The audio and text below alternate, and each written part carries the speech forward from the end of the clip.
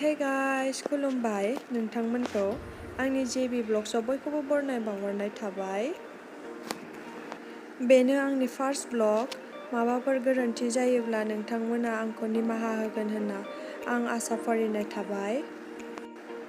आं दा शपिं खालामनो थांबाय दं बिशालाव किचेननि मोननैसो फिसा बुस्थुफोर लाबोनो थाखाय। बिदिब्ला नोंथांमोना भिडिअखौ नायलांबाय थादो।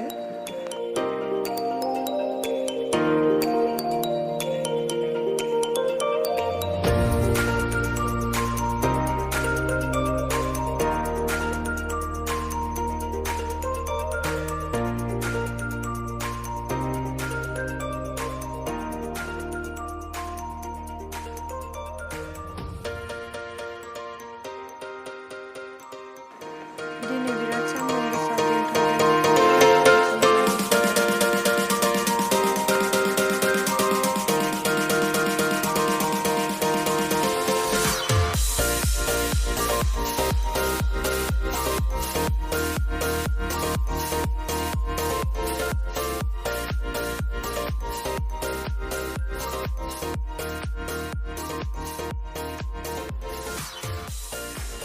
दायो सफैबाय।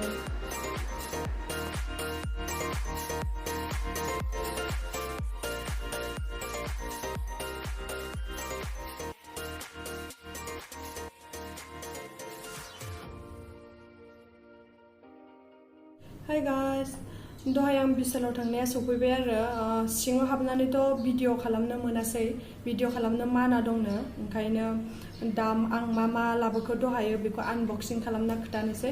दासो सफैदों आरो सफैनाया जास्ट। नोंथांमोना बिदिब्ला भिडिअखौ नायलांबाय थादो।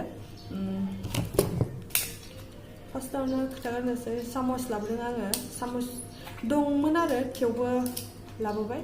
बेयाव गासै 8टा दं। ओमफ्राय नैबे सारायखौ लाबोदों। बे सारायखौ बेयाव अन्थावथाव नुनानै लाबोदों आङो, बिराद फसायनानै फिसा जानो। नैबे थोरसिखौ लाबोदों, गंनैल' लाबोदों।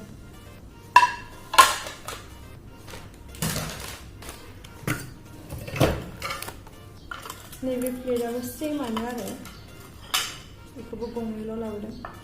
सानै मानसिनि नालाय। समझ रहे हो ना?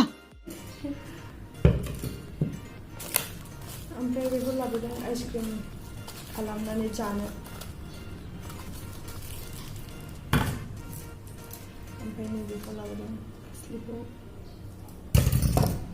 बेखौथ' बयबो मिथिखायो, बेखौ लाबोदों।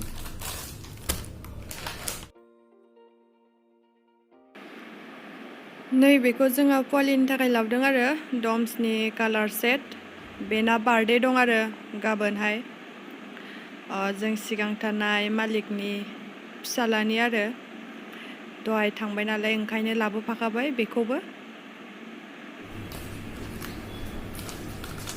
आं सेन्देल लादों नै। ओमफ्राय बेखौ लादों माबा माबि दोननो थाखाय। ओमफ्राय गासै माबानानै बेखौ फ्रियाव मोनदों। रुटि फार्स्ट टप नुफेराखैमोन आं, बिदि दं होननाबो मिन्थिफेरामोन आं।